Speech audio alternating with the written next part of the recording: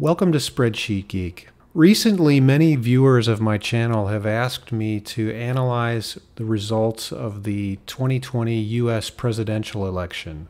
Unfortunately, much of the data is not posted yet on public websites, and some states are still counting and recounting. However, using 2016 election data, I think I can make an interesting video that's worth watching. In this video, we'll take a look at the weight of cities in U.S. elections. We'll focus on 7 key battleground states. This video was made using Microsoft Excel 2019.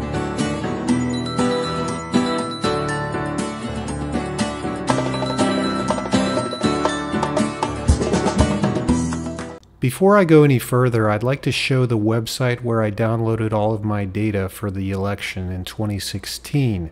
This is MIT's Election Data Science Lab website. You can go to this website, scroll down, and you can get 2016 by precinct presidential election data. And you can download it using this little button here in these different formats. I will caution you, however, if you try to put it into a comma-separated values Excel file, it's not going to fit. It exceeds the number of rows in one Excel book.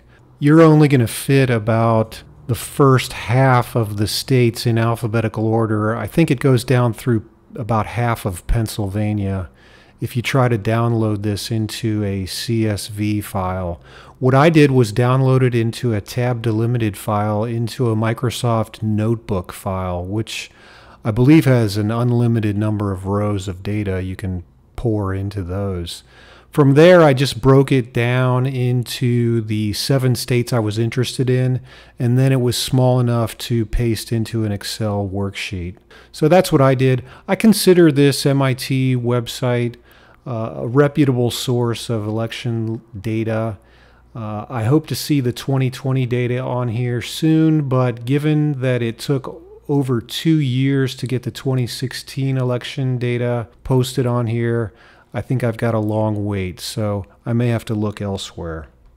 This is what my data file looks like. I've got states, 7 states on here, including Arizona, Florida, Nevada, Michigan, and 3 others. And this is pretty granular data. It's got the counties here, and usually elections in most states are run at the county level by one person, either appointed or elected. There are exceptions to that. In some states, cities administer elections, and in others, townships. But for the most part, it's a county job, and it falls on one person. This data, as I said, is pretty granular. It's got precincts here. And for each candidate, in this example, Hillary Clinton, there's 5 rows of data. And these are different types of votes. Total votes for her at that precinct were 349, and you had 262 at the polling place, 85 early votes, and 2 provisional votes. So you get a really nice breakdown of each candidate's votes by precinct. I have not found this level of granularity anywhere else, at least not for all 50 states. So kudos to the MIT website in making this available. I'd like to focus on Arizona first, so I'm going to do the old Control-A and insert a pivot table. We'll insert that on a new worksheet. And because I've got 7 states on my data table, but I only want to look at one, I'm going to filter the state. So let's put states in the filter and just look at Arizona. So we're only pulling Arizona data out of our table. Now I'm interested in counties, so we'll put the county names here. And I'm interested in total votes for any candidate. So that's this column here. We'll sum those votes, and we get a total votes by county. I'd like to look at this in percentage terms. So Let's enter a percentage and fix that cell. We'll express this as a percentage to 2 decimal places and autofill it down. So already you can see the disproportionate number of votes that come from one county. I'm going to sort this by column F.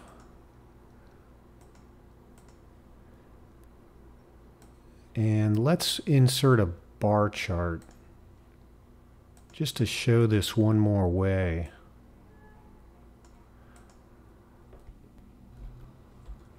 We'll put a label on it, and let's go ahead and redo this horizontal axis.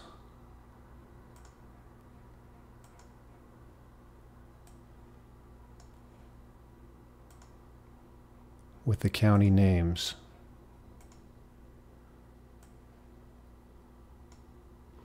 So there's a graphical depiction of Arizona votes cast by county. You can see that Maricopa County, the county where Phoenix lies, makes up more than all of the other counties combined. And it's not even close. And interestingly, the person who's in charge of the election in Maricopa County is a single elected individual. It's currently held by a Democrat. And this Democrat was up for re-election in 2020, and just a few hours ago, he conceded the election to a Republican challenger. I find this interesting because he's actually running for election in a county in which he is responsible for the election. It kind of makes you wonder how that works and who's watching him. Anyway, there's one more way I'd like to look at this. I'm going to insert a row here, and I'm going to make a new column for state. I'd like to put this on a power map and show it that way. We'll have percent over here. So if you highlight any data table, you can go ahead and insert a 3D map. And this window opens up with our power map. I'm going to get rid of some fields here and zoom in a little on Arizona. You can see our Arizona counties marked with a dot there. Let's change this to a map of dots, and I'm going to enter a sum of votes criteria for the size of the dots. Let's get rid of this. And one of the things you can do is change the color. Let's go with this. And the opacity. We can put some map labels on here. And that's just another depiction of how much weight Phoenix and Maricopa County put into the Arizona voting totals. I'm going to repeat this exercise for the other 6 states. This is what the distribution looks like in Florida. In Florida, elections are run by each county, but it's a little bit more uniform distribution. There is a large metropolis in Florida that runs for about 60 miles from Miami up north through Palm Beach. Orange County is the county where Orlando is, but then Duval and Brevard. These 4 out of these top 5 are kind of right in a row. If you look on the map, you can see that the votes are much more homogeneous across the state. There's a little less up in the panhandle, but it's a lot more even than Arizona. This is what the distribution by county of votes in Georgia looks like. This is a little deceiving. Georgia has 159 counties, a lot of smaller counties, and about 7 of these top 8 are in the Atlanta area. On the map, Georgia looks a little more like Arizona. There's some weight of votes in Savannah, but the overwhelming majority come from Atlanta and the surrounding areas, people within a commute distance of downtown Atlanta. Here's Michigan. The top 3 counties in Michigan are all clustered right around Detroit. On the map, it looks like this, and you can see those 3 counties: Oakland, Macomb, and Wayne County. Those make up most of the state's weight in votes. There's a little weight out here in Kalamazoo, but Detroit is about 39% of the weight of Michigan. This is Nevada, and you have Clark County and Washoe County. This is where Las Vegas is and Reno. And other than those 2 cities, there's just not a significant amount of voter weight anywhere. They're all well under 3%, and some of them are well under 1%. Those 2 cities made up 87% of the voting weight in Nevada in 2016. This is what Pennsylvania looks like.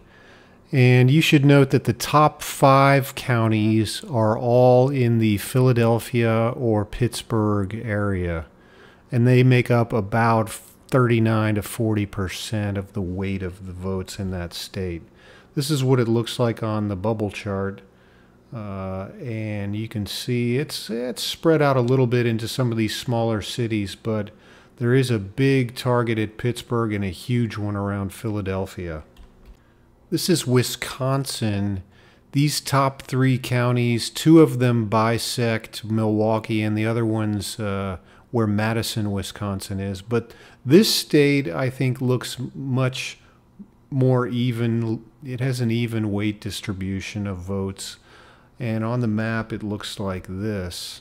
So what's the moral of the story?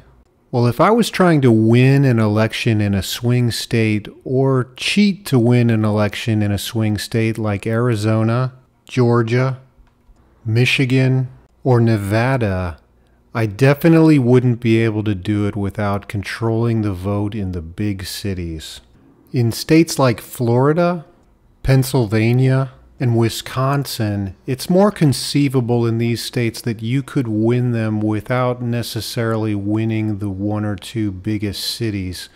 But winning the 1 or 2 biggest cities would certainly help. More of the voting weight in these states is spread out into other areas of the state. I hope you found this video informative and useful. Please consider hitting my subscribe button if you'd like to be reminded of future videos. I'll be producing 1 video per week for the foreseeable future.